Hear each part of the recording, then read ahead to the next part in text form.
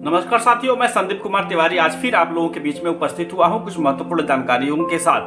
तो आप बने रहिए हमारे इस YouTube channel public help UP पे। और अगर आपने इस चैनल को सब्सक्राइब नहीं किया है तो आप इस चैनल को सब्सक्राइब करिए, लाइक करिए और अधिक से अधिक शेयर करिए। तो आज मैं चर्चा करने वाला हूं सहारा इंडिया भुगतान को लेकर के कि सहारा इंडिया से जो भुगतान की प्रक्रिया है वो निवेशकों को कैसे उनको भुगतान मिलेगा, आज उसी पे मैं चर्चा करने वाला हूं।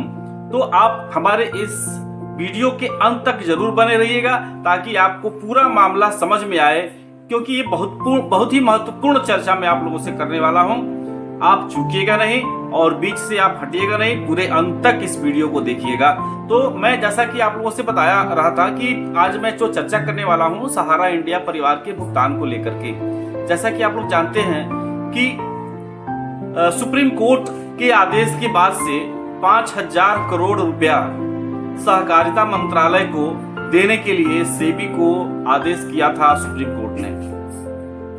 मित्रों, मैं आप लोगों से बता देना चाहता हूं कि आपका आंदोलन और आपका जो ये प्रयास है, इस प्रयास का देन है कि सरकार को, सुप्रीम कोर्ट को आपकी आवाज को सुनना पड़ा। और मैं धन्यवाद ज्ञापित करना चाहता हूं उन सभी जन आंदोलनकारियों का, उन सभी YouTube चैनल का जिन्होंने अपने इस मिशन को धार दिया, आवाज दिया ताकि निवेशकों का भुगतान हो सके। इस विषम परिस्थिति में जब इलेक्ट्रॉनिक मीडिया, प्रिंट मीडिया सभी लोगों ने इन निवेशकों का साथ देना बंद कर दिया था, ऐसी परिस्थिति में YouTube चैनल के माध्यम से आवाज को बुलंद करने का कार्य किया सभी उन YouTube चैनल के सहयोगी बंधुओं ने। तो मैं आप लोगों से आज जो चर्चा करने वाला हूं उसको ध्यान से आप सुनिएगा, क्योंकि बहुत ही महत्वपूर्ण चर्चा है ये। आप चूकिएगा नहीं, अंत तक इस वीडियो को जरूर देखिएगा।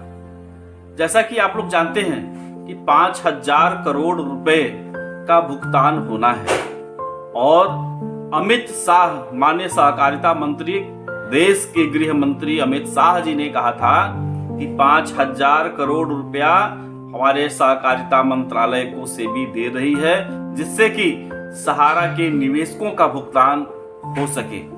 तो 5,000 करोड़ रुपए का भुगतान उन्होंने कहा कि हम 10,000 करोड़ निवेशकों का भुगतान करेंगे। तो आप कैलकुलेशन कर लीजिए कि 5,000 करोड़ रुपए जो हैं उसमें 10,000 करोड़ निवेशकों का अगर उनमें बांटा जाए तो कितना हिस्सा आएगा। और सहकारिता मंत्रालय ये कह रहा है कि सभी से जो आवेदन मंगाए गए हैं उस आवेदन के आधार पर भुगतान किया जाएगा। तो कहीं न कहीं से इन निवेशकों के पक्ष में ये मैटर नहीं है, क्योंकि आप जरा सोचिए, अगर आपने 50,000 रुपए का आपके पास बॉन्ड है तो क्या आपका 50,000 रुपए का भुगतान कर दिया जाएगा? क्या सहकारिता मंत्रालय 50,000 रुपए का भुगतान आपको सीधे आपके खाते में भेजेगा? ऐसा नहीं है, क्योंकि उन्हें उन सभी निवेशकों के बारे में सोचना है, सबको भुगतान देना है। ऐसी परिस्थिति में मैं अपील करना चाहता हूं उन सभी निवेशकों से कि एक बार फिर अपनी आवाज को और बुलंद करें और यह मांग करें कि हम लोगों का जो भुगतान है सहारा इंडिया ऑफिस के माध्यम से उसके सॉफ्टवेयर को खुलवाते हुए और हम सभी निवेशकों का भुगतान की प्रक्रिया शुरू कराया जा सके। उसके लिए आवाज उठाना होगा, क्योंकि ये इतना आसान नहीं है जितना कि आसान समझा जा रहा है। सहारा के बिना इन्वॉल्व हुए, सहारा के ऑफिस पे ही भुगतान की प्रक्रिया शुरू हो, ऐसा आवाज उठाने की जरूरत है। क्योंकि ये संभव नहीं है कि सारे लोग आवेदन करेंगे और उसका वेरिफिकेशन होगा और उनको पैसा वापस उनके खाते में मिल जाएगा, क्योंकि वेरिफिकेशन तो सहारा ही करेगी कि उनका बॉन्ड सही है या गलत है। तो ऐसी परिस्थिति में भ्रामक चीजों को न ध्यान दिया जाए, लेकिन आप सभी लोगों से मैं ये अनुरोध जरूर करूंगा कि आप सभी लोग यह आवाज उठाएं कि सहारा इंडिया ऑफिस के माध्यम से ही सभी लोगों का भुगतान कराया जाए। गवर्नमेंट सहारा से ही भुगतान करवाने का प्रयास करे, क्योंकि सभी लोगों का जो बांड है, किसी का 1 लाख है, किसी का 50,000 है, किसी का 10,000 है, किसी का 1.5 लाख रुपया है, तो उनको किस हिसाब से भुगतान मिलेगा ये सहकारिता मंत्रालय स्पष्टीकरण दे, ताकि वो लोगों को विश्वास हो सके कि सरकार उनके साथ है उनके बीच में। और मैं तो बस यही आवेदन करूंगा, यही निवेदन करूंगा कि जो भी भुगतान की प्रक्रिया है सहारा के उन सभी ऑफिसों को खोलते हुए और उन ऑफिसों के माध्यम से ही भुगतान की प्रक्रिया शुरू कराई जाए, ताकि लोगों को समझ में आए। एक बहुत बड़ा मुद्दा है, क्योंकि परिवार में अगर किसी व्यक्ति के नाम से सहारा इंडिया में पैसा जमा है और उस व्यक्ति की डेथ हो गई है, मृत्यु हो गई है और सर्टिफिकेट उसी व्यक्ति के नाम से है, तो वो सहकारिता मंत्रालय को किस तरह से उसके परिवार के लोग आवेदन करेंगे, उनको भुगतान कैसे मिलेगा, इसके बारे में भी स्पष्टीकरण करें। 5,000 करोड़ रुपया इन 85,000 करोड़ निवेशकों के लिए कुछ भी नहीं है। और जिस तरह से सहारा इंडिया परिवार ने इन निवेशकों के साथ छल किया, इसको भी भूला नहीं जा सकता। जिस तरह से उन्होंने हाउसिंग बांड को क्यूसाप के स्कीम में कन्वर्ट कर दिया, और सेबी जब यह कहने लगी कि अगर आपके पास हाउसिंग बांड है तो आप हमारे ऑफिस में अप्लाई करिए, हम उसका वेरिफिकेशन करके उनके खाते में सीधे पैसा भुगतान करेंगे।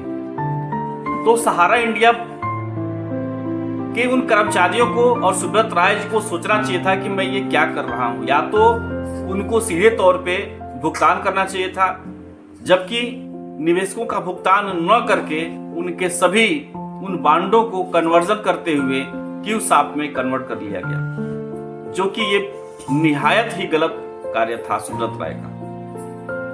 इसके वजह से लोग सेबी में आवेदन नहीं कर पाए कि उनका पैसा मिल सके। अगर आप इतने ही पाक साफ व्यक्ति हैं सहारा के सुब्रतो राय, तो आप भुगतान की प्रक्रिया शुरू क्यों नहीं करते? आपका बयान क्यों नहीं आ रहा? आप अपना बयान कब तक देंगे, कब देंगे भुगतान को लेकर के? आप अपना भी स्पष्टीकरण साझा करें लोगों। सीधा सीधा रास्ता यही बनता है कि अगर सहारा इंडिया ऑफिस से इसकी भुगतान की प्रक्रिया शुरू होती है तो सारे लोगों की समस्या का समाधान हो सकता है। लेकिन अगर सहकारिता मंत्रालय सिर्फ आवेदन मंगाएगा, आवेदन के हिसाब से अगर करता है, तो कौन से लोग इसमें फर्जी हैं, कौन से लोग सही हैं, इसकी सत्यता जो है, इसका वेरिफिकेशन तो सिर्फ सहारा के ऑफिस से ही हो सकता है। तो मैं ये अपील करना चाहता हूं आप लोगों से एक बार फिर कि आप सभी लोग अपनी आवाज को बुलंद करें, और शांत पड़ने की जरूरत नहीं है। यह आवाज उठे, इस 5,000 करोड़ से कुछ नहीं होने वाला है।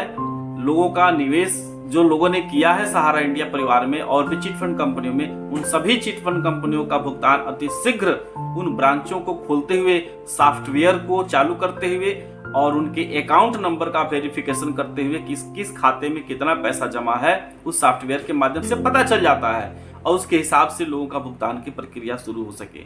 अगर आपका पैसा सहारा इंडिया या अन्य चिटफंड कंपनियों में जमा हुआ है, तो उसका एक ही सीधा फंडा है कि उन कंपनियों के ऑफिस को खुलवा करके और वहां से भुगतान की प्रक्रिया को कराया जा सके। तो मैं आप लोगों से यह निवेदन करना था, बताना था कि आप सभी लोग शांत न पड़ें, अपनी आवाज को बुलंद रखें और इस आंदोलन को और भी तेज करने की जरूरत है, ताकि आपकी आवाज सरकार के कानों तक पहुंचे। ये एक लॉलीपॉप भी है गवर्नमेंट के तरफ से कि हम चुनाव तक इस तरह का मुद्दा उठाएंगे कि भुगतान की प्रक्रिया हम करा रहे हैं, और एक जो नारा था कि जब तक भुगतान नहीं तब तक मतदान नहीं, इस नारे से सरकार घबरा गई थी। और उसके बाद ये षड्यंत्र भी था कि 5,000 करोड़ रुपया ही क्यों मिल रहा है बांटने के लिए, और भी तो हो सकता था। 24,000 करोड़ रुपया अगर सेबी के पास है तो 5,000 करोड़ रुपया ही क्यों मिल रहा है? ये सोचने वाली बात है। तो आप अफवाहों पे न जाएं और सरकार की इस जुमलेबाजी पे आप ध्यान न दें। आप अपनी आवाज को बुलंद रखें। सरकार को अगर भुगतान कराना ही है तो सिर्फ 5,000 करोड़ की ही व्यवस्था क्यों?